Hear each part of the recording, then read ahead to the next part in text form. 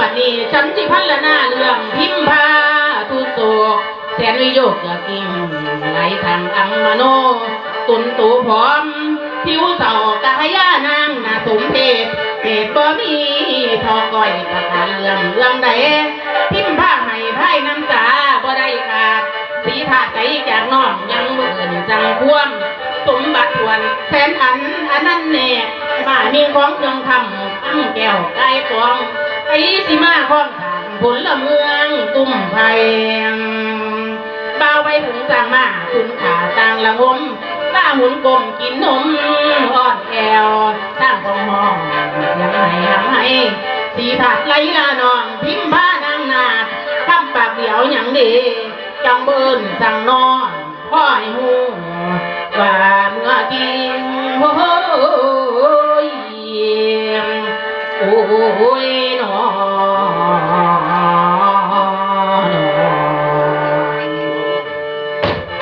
ตามเมื่อนั้นพิมพ์ผ้าวิ่งถึงหงพญาพอบอกว่าสีถาดเท้านี่บ่เห็นจักไม่หนีไปเล่นหรือหนีไปมีประโยชน์แปดทุ่มกลัวนั่งสะดุ้งตื่นขึ้นบ่เห็นจ่อยพี่ใดมีแต่โตกี่ให้ถึงการว่าเครื่องโตดบ่มีแม้แต่เสียงห้องหวนห้นกังวลกันขึ้นเสียงแซวใกล้สว่างพิมพ์บ้านนั่งสะไทยช่วงห้องของโอยว่าโอนอโอดพอล่าหูน้อยจะเลื่อนไว้ขึ้นสาก่อนไอ้สิหาตอนสิ้นปลาป่นซอยพานังหัวขวนเอ๋ยเคยแนบทางหอปางเคยนอนแนบเต่าคำนอนแนบทางสนองกลุ่มตอมเพียนอีกข้องทำนองใดประจำเดือนเวียนเราปฏิบัติยังเจ้าถนอมเหงาเท่าทุลีโทษนั่งมีขอให้แกงเพียรแฝงแถลงไม่เพียรวันใดขอให้เว้าต่อน้องปานั่งหล่าซองบ่เห็นคำบำเพ็ญของน้องพิมพาน้อยอ่อนแต่คิดจะไขเพื่อนบ้านคนสิเยยก้าวขวัญเป็นหญิงเอ๋ยผัวบกวนถิ่มซิมซอยจอยแล้วมิงถิ่มบ่สั่งดีถิ่มบ่สั่งดีเป็นนกเอ๋ยผัวเบิ่นสั่งหลาเป็นพิมฟ้าผัวเบิ่นสั่งอ่อนเข้าเป็นเวทสันดอนลาดแก้วปังนั่นก็เพื่อเว้นค่อยหาทางคนใจในชั้นก็เม็ดเงียบอาสนัยมาแก้วห้องห่างกับเป้าแผนสายสะแน่นดังสามนั้นต่อกันเอ้ยต่อยแล้วติลิปิงสิงลมบาดในปิงสิงลมบาดในพนังใส่เตมอนยีนายใส่เตมอนแสนอาวรโอ้ยนอ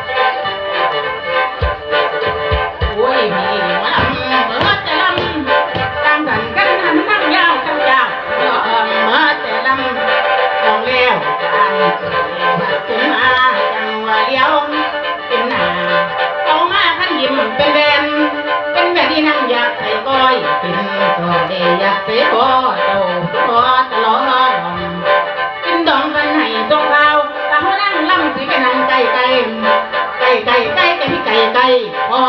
เห็นคุณน้ำโอ้ยได้บ่นาหานานวลนี่นะนาหานวลนี่นะตั้งแต่ห้องเปยตั้งแต่ห้องเปยอย่าเสยอย่าเลยเจ้ากันเจ้ากันนะ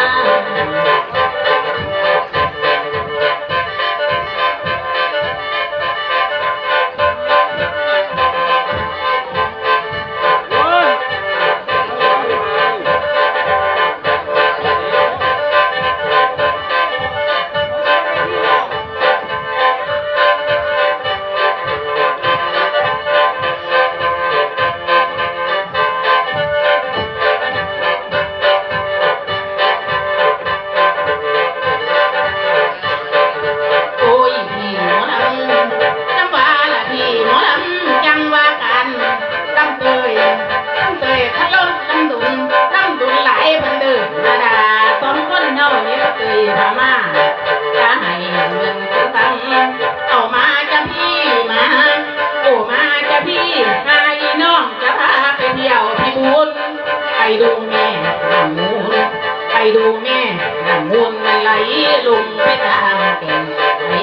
งสิเป็นสะพือกันก็คือ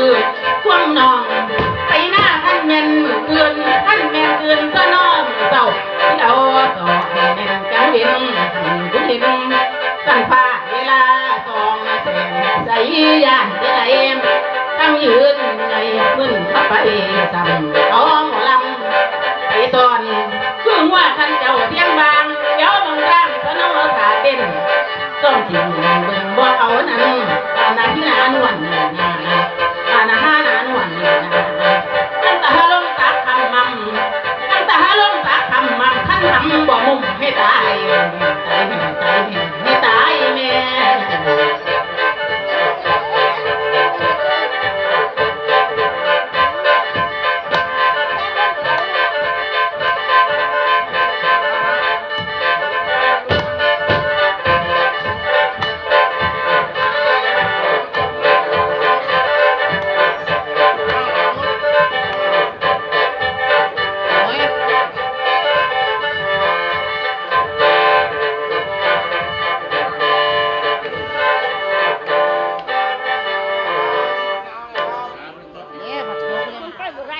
มาพ่อป่านนี่ยืนคำเอวป่านเลขซีเดี๋ยวหวกพุ่นหวกพี่เมื่ออันนั้นอันนี้ก็สร้างกันในเด้อพี่น้องเด้อ